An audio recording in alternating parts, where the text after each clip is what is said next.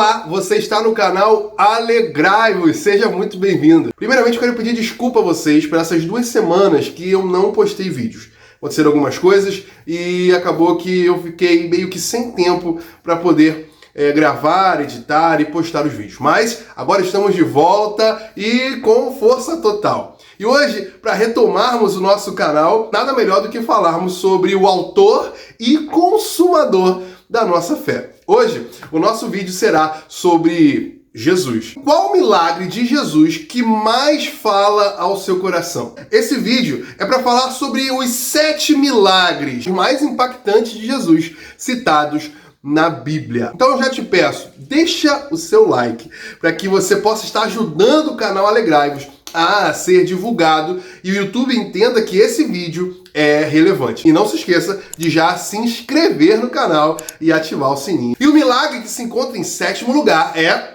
Jesus andando sobre as águas. Jesus dá ordem aos seus discípulos para que entrassem no barco e atravessassem ao outro lado. E de repente, o barco se viu atingido por grandes ondas. Os discípulos se viram no meio de uma grande tempestade. E em meio àquela tempestade, eis que uma figura estava pairando sobre as águas, se aproximando, indo em direção ao barco. Quem era? Era o próprio Jesus, que veio desde a margem até o local onde o barco se encontrava, andando sobre as águas. E os discípulos, vendo, acharam que era um fantasma. Jesus diz que era ele e ainda chama Pedro para andar junto com ele por sobre as águas. Esse milagre está aqui nessa minha lista dos milagres mais impactantes de Jesus, porque ele desafia a lógica e a lei humana. A física passa a não ser aplicada sobre Jesus, já que ele consegue andar sobre as águas, algo que nenhum ser humano consegue fazer. Esse milagre nos mostra, é claro, que Jesus está além da lógica humana. Aquilo que os nossos olhos e a nossa mente compreende de ser o natural não se aplica a Jesus, pois ele não age no natural, e sim no sobrenatural. Em 6º lugar está a multiplicação dos pães e dos peixes. Com certeza, mais um dos milagres que desafiam a física. Como pode Jesus conseguir multiplicar pães e peixes? O cenário era o seguinte: uma grande multidão de cerca de 5.000 homens, fora mulheres e crianças, estavam já há 3 dias ouvindo Jesus falar sobre a grande novidade, sobre o Evangelho. E passando-se 3 dias e a multidão alimentada espiritualmente, Jesus viu que eles estavam com fome e se compadeceu daquela situação. E os seus discípulos disseram para que Jesus despedisse a multidão para que eles fossem correr atrás do seu alimento. Mas Jesus se compadeceu daqueles que ficaram tanto tempo ouvindo suas palavras. E chegou ao conhecimento de Jesus que eles não tinham nada para oferecer àquela multidão. O único recurso que aqueles homens tinham eram 5 pães e 2 peixes. Jesus, pegando os pães e os peixes, dá graças a Deus. Então, de forma sobrenatural e miraculosa, os pães e os peixes se multiplicam ao ponto de alimentar mais de 5.000 pessoas. E todos comeram, se fartaram e ainda sobejou. Esse milagre nos mostra a provisão de Deus e a sensibilidade, o zelo de Deus para com as nossas necessidades e dificuldades. Jesus não dispensa ninguém de mãos vazias. Aquele que se encontra com ele sempre vai sair com as mãos cheias, com espírito, alma e corpo alimentados. Em 5º lugar, a cura do servo do centurião. Jesus chega em Cafarnaum e é abordado por um centurião. É explicado para Jesus que o servo daquele centurião estava paralítico em um profundo sofrimento. Jesus se prontifica em ir na casa do centurião para operar mais um milagre e curar o servo do centurião.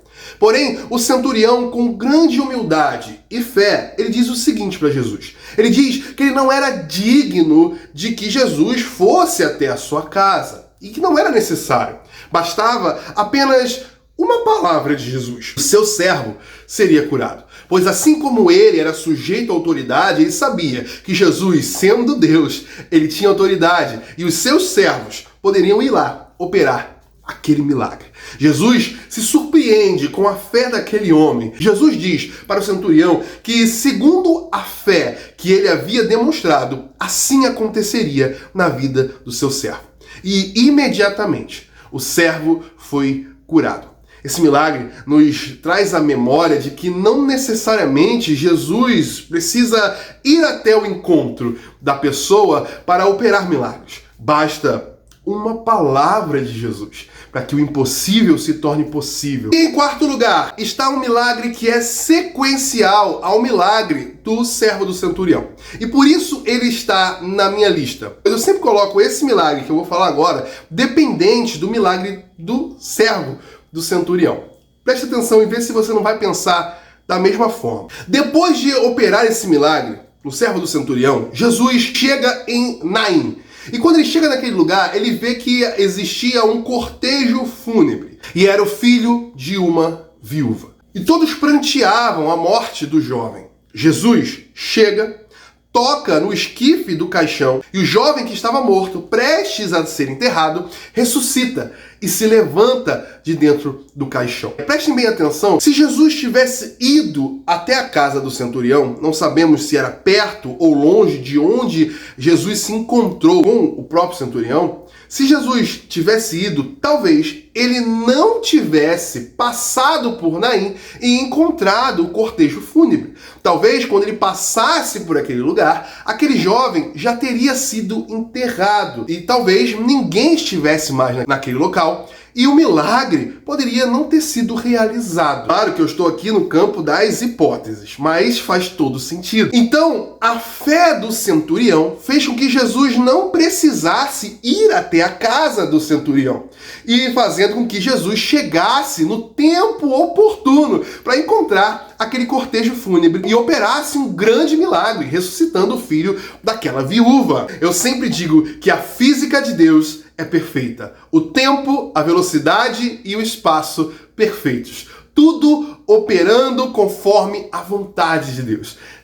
Esse milagre fala muito ao meu coração porque eu sempre vejo esse milagre dependendo do milagre anterior, da cura do servo do centurião. Antes de ir para o terceiro colocado, eu vou estar deixando na descrição desse vídeo um link para o curso de bacharel em teologia livre. Se você tem desejo ardente pelas coisas de Deus e quer se aprofundar ainda mais, conhecer mais sobre o Evangelho, o Antigo Testamento, o Novo Testamento, as profecias do fim de todas as coisas, então só clica nesse link, que você vai ser levado para uma página e ali você vai ser explicado sobre do que se trata esse curso, que eu creio que vai edificar a sua vida, seu ministério, você sendo pregador ou não. Só clica nesse link que eu sei que a sua vida vai ser grandemente abençoada. O terceiro grande milagre não poderia estar de fora, que é muito conhecido, que é a cura da mulher do fluxo de sangue. Sabemos que essa mulher estava há 12 anos sofrendo de um terrível mal, ou seja, ela tinha um fluxo constante de sangue. Ela colocou e assentou em seu coração que precisava apenas e tão somente tocar na orla do manto de Jesus para que ela fosse curada. Ela colocou em seu coração que não precisava que Jesus virasse até ela, falasse com ela, estendesse as mãos até ela. Ela só precisava encostar numa parte da roupa de Jesus para que ela fosse curada. E de fato, isso aconteceu. Aquela mulher venceu a multidão, tocou na orla do manto de Jesus e então foi curada. Esse milagre nos mostra que a nossa fé, ela tem o poder de mover o coração de Deus. A nossa fé tem o poder de agradar a Deus. E o segundo lugar é a ressurreição de Lázaro. Foi levada uma mensagem a Jesus dizendo que o seu amigo Lázaro estava terrivelmente doente. E Jesus não chegou naquele momento em Betânia. Mas, sim, chegou depois de 4 dias que Lázaro já havia morrido. Suas irmãs, Marta e Maria, disseram a mesma coisa para Jesus. Senhor, se o Senhor estivesse aqui antes, o meu irmão não teria morrido.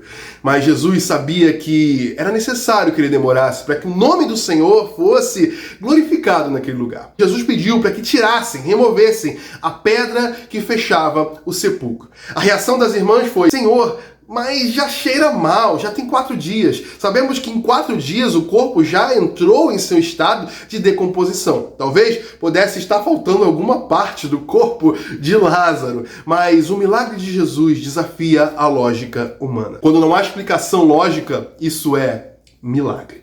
Então, Jesus diz: Lázaro, venha para fora. E Lázaro sai da sua sepultura, sai do seu túmulo, vivo, ressuscitado, com seu corpo fora do estado de decomposição. Não bastasse Jesus ter ressuscitado, Jesus parou o processo de decomposição, ou então reverteu o processo de decomposição. O que eu prefiro crer é que ele reverteu o processo de decomposição. Porque se é milagre completo. Diz pra mim se esse milagre é ou não é belíssimo.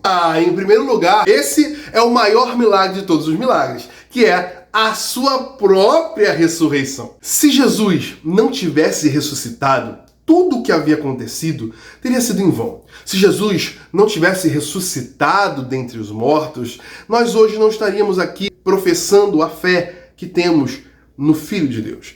Era necessário que Jesus ressuscitasse. Jesus nasceu, viveu, executou o seu excelente ministério e morreu pelo meu e pelo seu pecado. E depois de 3 dias, ele ressuscitou dentre os mortos. Mas a ressurreição de Cristo foi diferente das ressurreições que Jesus operou. De Lázaro, do filho da viúva de Naim e até da filha do centurião. Pois, depois de um tempo, aqueles homens e aquela menina morreram. Mas a ressurreição de Cristo foi totalmente diferente, pois ele morreu e ressuscitou de forma glorificada e definitiva. Ele não morreu e não morrerá mais. E está sentado à destra de Deus Pai. Então, o maior milagre que está ali na Bíblia é a ressurreição do nosso Senhor e Salvador, Jesus Cristo. Coloca aqui nos comentários quais são os milagres que falam mais profundamente no seu coração. Milagres de Jesus. Eu sei que você vai pensar que ficou de fora o cego Bartimeu, os paralíticos, ficaram de fora o paralítico do tanque de Betesda, eu sei disso. Mas alguns desses milagres vão estar nesses vídeos que vão aparecer aqui. Então clica aqui nesses vídeos de The Chosen para que você veja mais alguns milagres de Jesus. Deixe o seu like, se inscreva no canal. Fica na paz, fica com Deus e alegrai-vos!